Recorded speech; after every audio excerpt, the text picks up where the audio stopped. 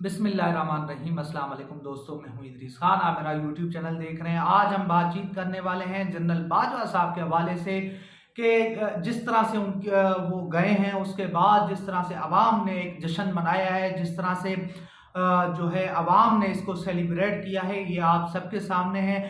28 नवंबर की शाम जैसे ही मगरिब का टाइम होता है तो लोग जो है पोस्टें करना शुरू कर देते हैं कि जनाब ये आज ईद का दिन है, यानी ईद रात है, यानी वो चांद रात जो भी यानी कि चांद रात की तरह उसको मंसूब किया गया। उसके साथ साथ आपने देखा कि ये पहला आर्मी चीफ था जिसको इस तरह जो है कौम ने खैराबाद कहा। जिस तरह से पहले आपने जनरल राहिल शरीफ को आपने देखा कि जनरल राहिल शरीफ की जब रिटायरमेंट हो रही थी तो अवाम में एक जो है अपना अवाम एक परेशान थी और अवाम चाह रही थी कि जनरल राहिल शरीफ साहब और आगे जो है कंटिन्यू करते और आगे वो चलते, मगर वो चले गए। तो उसके बाद आपने देखा कि जनरल शुक्रिया राहिल शरीफ, कदम बढ़ाओ जनरल राहिल शरीफ साहब, इस तरह के जो है आपने चीज़ें देखी। तो मगर ये पहले आर्मी चीफ थे जिसके ऊपर जो है लोगों ने खुशियां मनाई और उसके साथ साथ बड़े जो है तबसरे किए, तंजिया, मजाहिया जो है इस तरह की चीज़ें हुई। उसके साथ साथ मैं आपको यहाँ पे ये बताता चलूँ कि आज अयाज अमीर साहब ने बड़ा ज़बरदस्त कालम लिखा है और उन्होंने कालम जो लिखा है उनका उन्वान दिया है बाजवा की रुखसती। तो ये उन्होंने बड़ा ज़बरदस्त कालम लिखा है और उस कालम के अंदर वो क्या लिखते हैं वो मैं आपको सुनवाना चाहूँगा और उसके साथ साथ कुछ हकायक हैं वो आपके सामने रखूँगा कि जनरल बाजवा साहब के जाने के बाद अवाम में इतनी ज़्यादा खुशी क्यों है, अवाम इसको सेलिब्रेट क्यों कर रही है, इसकी क्या वजूहत हैं, ये सारी चीज़ें मैं आपके सामने रखूँगा। तो दोस्तों, अयाज अमीर साहब जो है अपने कालम के अंदर लिखते हैं कि किसी गाँव में पटवारी की तैनाती लंबे अरसे तक रहे तो खल के खुदा तंग पड़ जाती है। किसी थाने में कई साल थानेदार रहे तो लोग बड़ा उठते हैं। और यहाँ पर भी यही हुआ कि जनरल बाजवा साहब के जो 3 साल थे वो बड़े ज़बरदस्त रहे, लोगों ने उनको बड़ा ज़बरदस्त जो है अपना अप्रिशिएट किया। और जब जैसे ही रिजीम चेंज होता है, रिजीम चेंज के बाद जो जनरल बाजवा साहब ने जिस तरह से इस पिछले 6 से 7 माह में जो हालात वाक़यात, जिस तरह के कुछ वाक़यात रूनुमा हुए, अरशद शरीफ साहब का कत्ल, आज़म सवाती साहब के साथ जो मामला हुआ, शहबाज गिल साहब, बज़ाते खुद अयाज अमीर साहब के साथ जो कुछ हुआ, ये आप सबके सामने। और दूसरी बात यह है कि इमरान खान के खिलाफ जिस तरह से बयानिया बनाया गया, जिस तरह से उनको मीडिया से ब्लैक आउट किया गया और भी जो है चीज़ें उनके ऊपर की गई, उनको जो है अपना रोकने की कोशिश की गई, उनको तोड़ने की कोशिश की। फिर जनरल बाजवा साहब के अहद में ही उनके ऊपर जानलेवा हमला हुआ, ये भी आप सबके सामने है। तो इसी के ऊपर अयाज अमीर साहब ने बड़ा ज़बरदस्त कालम लिखा है। उन्होंने कहा कि आखिर एक ही चेहरा और एक ही किस्म की बातें इंसान कितनी देर तक बर्दाश्त कर सकता है। पटवारियों और थानेदारों के खिलाफ कम अज कम आप बोल सकते हैं, कह सकते हैं कि उनके कारनामे किस नौइयत के हैं, लेकिन जहां मुकम्मल ज़बान बंदी हो जाए पीछे आज़म सवाती, शहबाज गिल और दीगर कई लोगों के साथ जो हुआ उस किस्म का शर करने की सलाहियत हो तो इंसान की बेबसी एक अजीब नौइयत इख्तियार कर जाती है।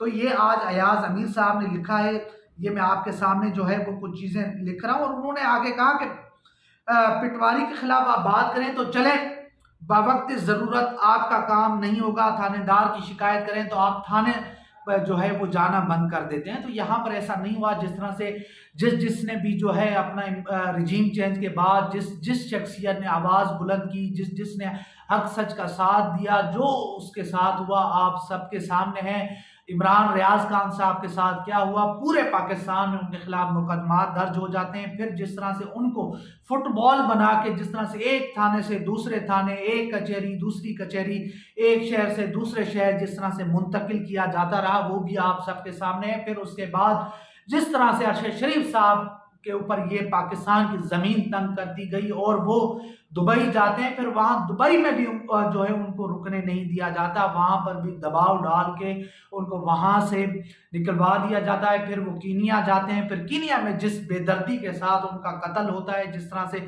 उनको शहीद किया जाता है, तो ये सारी चीज़ें आप सबके सामने हैं। तो अयाज अमीर साहब ने बड़ा ज़बरदस्त कालम लिखा है। उन्होंने नाम तो नहीं लिखा, मगर जिस तरह से उन्होंने जिक्र किया है, उन्होंने कहा कि यानी कि जनरल बाजवा साहब का जो एक मेंटल जो पूरी पॉलिसी थी वो एक थानेदार की थी। जिस तरह थानेदार थाने को चलाता है, इसी तरह वो मुल्क को चला रहे थे, इसी तरह वो मुदाखलत कर रहे थे, इसी तरह वो बेजा जो है अपना इदारों में भी वो उनकी मुदाखलत थी। तो ये उन्होंने कहा कि इस दौर में, जनरल बाजवा साहब के दौर में तो इतना मुश्किल हो गया, हालांकि इस तरह नहीं होना चाहिए। हम तनकीद करें, नाम लें, कोई बुरी बात नहीं है, मगर यहाँ पर इतना बुरा बन गया कि हम इशारतन और किनायों में हम बात करने लग गए कि मुक्तदरा, अहम हल्के, इस तरह की जो है हम बातें करने लगे।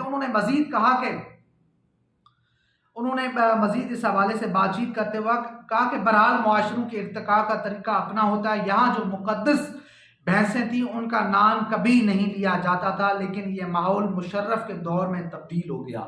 यानी ये तो हकीकत है कि अब यहाँ पर जो कोई मुकद्दस गाय नहीं है, अब हर किसी के ऊपर बात हो सकती है, हर किसी के ऊपर सवाल उठाया जा सकता है। मगर बात यह है कि जो जनरल बाजवा साहब के दौर में जो वाक़यात हुए, जो रूनमा हुए, वो जो है उनका पीछा नहीं छोड़ेंगे, उनको सवाल देना पड़ेगा। वो उन्होंने खुद कहा कि मैं गुमनामी की ज़िंदगी में चला जाऊंगा, गुमनाम हो जाऊंगा, मगर ऐसी बात नहीं है। वो जहां पर भी पाकिस्तानियों को दिखेंगे, जहां पर पाकिस्तानी अवाम से वो मिलेंगे, तो पाकिस्तानी अवाम उनको भरपूर जो है जवाब भी देगी, उनको याद भी करेगी, और उनको इंशाल्लाह गुमनामी की ज़िंदगी में जो है कभी भी ये कौम छोड़ने वाली नहीं है। जो उन्होंने इस कौम के ऊपर एहसानात किए हैं, जो उन्होंने जो अपना बाजवा साहब ने कौम के साथ किया, तो उनको जवाब मिलेगा।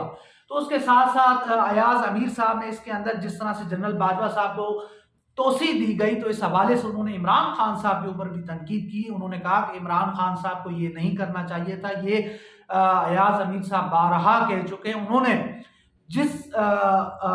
जो उन्होंने आखिरी तकरीर की थी, इमरान खान साहब भी उस में मौजूद थे कन्वेंशन में, उसके बाद उनके ऊपर हमला भी हुआ था, मगर उसके अंदर उन्होंने कहा था कि इमरान खान साहब इस पूरे गन के जो है उतने ही जवाबदेह हैं जितने और, क्योंकि इमरान खान साहब अगर ना चाहते, जनरल बाजवा को तोसी ना देते, तो ये सारे मामलात ना होते। मगर इमरान खान साहब ने क्या सोचा था, किसके कहने के ऊपर ये सारा कुछ किया था, ये तो इमरान खान साहब बता सकते हैं। मगर बात यह है कि इमरान खान के खिलाफ जिस तरह से बयानिया बनाया गया, जिस तरह से उनके रास्ता रोकने की कोशिश की गई, जिस तरह से उनके ऊपर हमला किया गया, तो उसके बाद अब बात यह है कि जनरल बाजवा साहब तो चले गए, ये दौर ख़त्म हो चुका है। जनरल बाजवा साहब माजी का किस्सा बन चुके हैं। अब देखना होगा कि आगे मामलात क्या होते हैं, कि आया कि वाकई ये मामलात उसी तर्ज पर चलते हैं, या फिर इसमें कोई बेहतरी आती है, कोई जो है अच्छाई आती है, या फिर नहीं।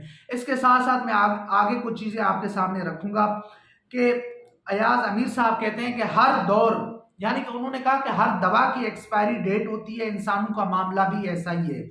उनकी भी एक्सपायरी डेट होती है जब उनमें पहले वाली फुर्ती और तंदुरुस्ती नहीं रहती। लेकिन हमारी ममलकत खुदादार में अजीब रिवायत बन चुकी है कि बंदे की अफादियत जा चुकी है, लेकिन आपने कुर्सी पे बिठाए रखा हुआ है, और वो भी कुर्सी को नहीं छोड़ता।